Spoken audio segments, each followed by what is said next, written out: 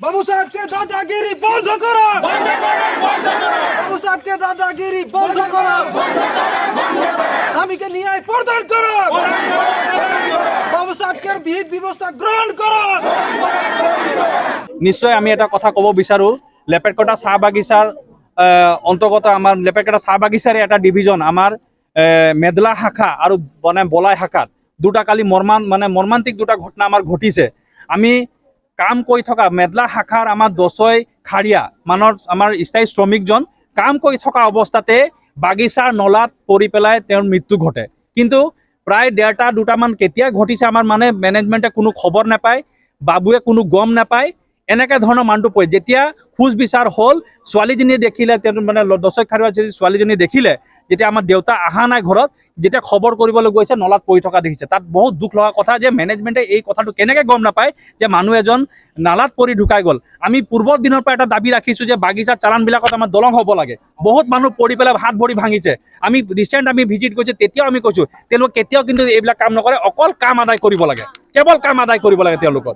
তাৰ লগে লগে আৰু এটা ঘটনা আমি ক'ব বিচাৰোঁ, কালি আৰু এজন আমাৰ বলাই শাখাৰ শ্ৰমিক আমাৰ ডাকলা আমাৰ প্ৰিয়ন এজন তেওঁ কাম কৰি থকা আহি থকা বুধুৱা কামাৰ তেওঁ কাম কৰি আহি থকা অৱস্থাত কামলৈ আহি থকা অৱস্থাত তেওঁ ডাক লৈ আহিব লাগে, আহি থকা অৱস্থাতে আমাৰ মেইন গেটৰ ওচৰতে তেওঁ এক্সিডেণ্ট হৈ পৰি থাকিলে। গৈ মেনেজমেণ্টক খবৰ ল'লে, খবৰ লৈ পুলিচক গতাই দিয়াৰ পিছত কিন্তু মানুহজনক খবৰ ল'ব নগ'ল। আমি মেডিকেলত গৈ চাইছোঁ, না মেডিকেলত আমাৰ বাগিচা হস্পিটেলৰ কোনো কৰ্তৃপক্ষৰ কোনো মানুহ আছে, না মেনেজাৰ আছে, না কোনো নাই। এনে কথাত আমি বাগিচাৰ পৰিচালকক আমি ৰজত দাসক ধিক্কাৰ দিছোঁ। এনে কথাত আমি ধিক্কাৰ দিছোঁ। ভৱিষ্যত সময়ত যদি এনেকৈ মানৱীয়তা ৰাখে তেতিয়াহ'লে বাগিচাৰ কাম নকৰিলে ভাল। এনেকৈ ধৰণৰ আমি দেখিব পাইছোঁ। আৰু কালি যেতিয়া ঘটনা ঘটি গ'ল, তেওঁলোকে দেৰিকৈ হ'লেও যেতিয়া গম পাইছে, কিন্তু সেই যাত যিটো জেগাত ঘটনা হ'ল তেওঁলোকৰ ঘৰত কিন্তু খবৰ ল'বলৈ লাগিছিলে, কিন্তু আজি কিন্তু দেখা নাপালে। আজি ৰাতিপুৱাহে তেওঁ নিজৰ হাম কাটিবৰ কাৰণে কিন্তু খবৰ ল'ব গৈছে। তেনেকৈ ঘটনাৰ পৰা আমি বাগিচা পৰিচালকক আমি হুঁচিয়াৰ কৰিব বিচাৰিছোঁ। আজি আমাৰ বাগিচাৰ ইউনিয়নে আমাক বাগিচা ফালৰ পৰা দিয়া হ'ব, এখন মেম'ৰাণ্ডাম দিয়া হ'ব। আৰু ভৱিষ্যতভাৱে যদি এনেকৈ চিন্তাধাৰা থাকে তেতিয়াহ'লে আমি জংগী আন্দোলন কাৰ্যসূচী ল'বলৈ বাধ্য হ'ম। আপোনালোকে আৰু এটা কথা আমি ক'ব বিচাৰিছোঁ, ইয়াৰ পূৰ্বতে আপোনালোকে দেখিছিলে ইয়াতে লেপেটকটা চাহ বাগিচাৰ ফেক্টৰীত আমাৰ মাইনা নায়কৰ ঘটনা ঘটিছিলে, আপোনালোকে দেখিছিলে। সেই সময়তে আমাৰ সংবাদ মাধ্যমে যথেষ্ট ফ'কাছ কৰিছিলে। আৰু আমি দেখিবলৈ পাইছিলোঁ মেডিকেলত গৈ যিজন আমাৰ পৰিচালক আছিলে, আমি যোৱাৰ আগতে কিন্তু পৰিচালক ডাঙৰীয়াই কিন্তু শ্ৰমিকজনক উঠাই পেলাই ষ্টেচনত ৰাখিছে, ট্ৰিটমেণ্ট কৰাইছে, নিজে কৰিছে। কিন্তু এনে অৱস্থাত আজি এইজন পৰিচালকে এটা অমানৱীয় ব্যৱহাৰ কৰাটো আমি অতিকৈ দুখ পাইছোঁ আৰু ধিক্কাৰ জনাইছোঁ। এনেকৈ মেনেজৰক আমি ধিক্কাৰ জনাইছোঁ।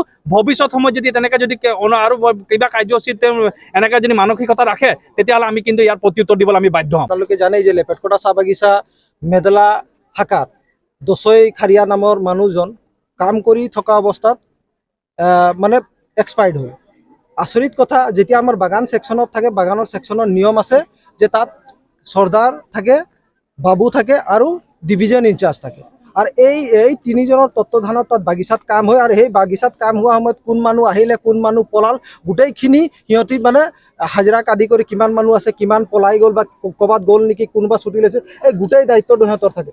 তাৰ পিছতো এজন মানুহ যেতিয়া গধূলিলৈকে পোৱা নাই, ল'ৰা ছোৱালী যেতিয়া বিচাৰি আহিছে দেউতা কামলৈ অহা নাই বুলি, আৰু গম পাইছে যে তাই মৰিছে বুলি। আন এটা কথাত মই এতিয়া গম পালোঁ যে কোনোবা ডিভিজন ইনচাৰ্জ সেই পৰি থকা মানুহটোক চোৱাৰ পিছতো কিন্তু কাৰ্যকৰী ব্যৱস্থা গ্ৰহণ নকৰিলে বুলি এটা কথা এতিয়া ওলাইছে। কিমান দূৰ হয়তো মই নাজানো। যদি কথাটো সঁচা হয় তেতিয়াহ'লে সেই ডিভিজন ইনচাৰ্জক আমি ক'ম যে সেইজনক ডিছমিছ কৰিব লাগে।